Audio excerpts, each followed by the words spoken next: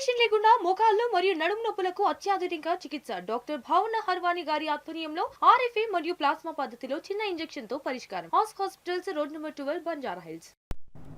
Adilabad market యార్డ్లో రైతుల కష్టాలు వర్ణనాతీతం. నిన్న రాత్రి ఒక్కసారిగా కురిసిన భారీ వర్షానికి యార్డులో పోసిన జొన్న పంట పూర్తిగా తడిసిపోయింది.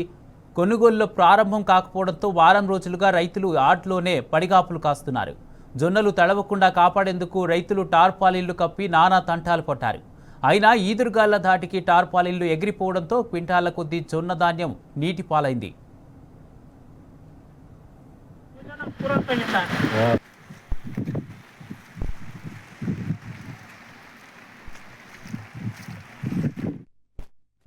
వర్షానికి తడిసిన జొన్న రంగు మారి మొలకెత్తే పరిస్థితి వచ్చింది. తడిసిన ధాన్యాన్ని మిల్లర్లు కొనుగోలు చేయరని, ప్రభుత్వమే ఆదుకోవాలని రైతులు వేడుకుంటున్నారు. కాంగ్రెస్ ప్రభుత్వం నిర్లక్ష్యం వల్లే కొనుగోళ్లు ఆలస్యమై తమ పంట తడిసిపోయిందని రైతులు మండిపడుతున్నారు. బీఆర్ఎస్ హయాంలో ఇలాంటి పరిస్థితి వచ్చేది కాదని, కేసీఆర్ ఉన్నప్పుడు వర్షం పడేలోపే కొనుగోళ్లు పూర్తయ్యేవని గుర్తు చేసుకుంటున్నారు.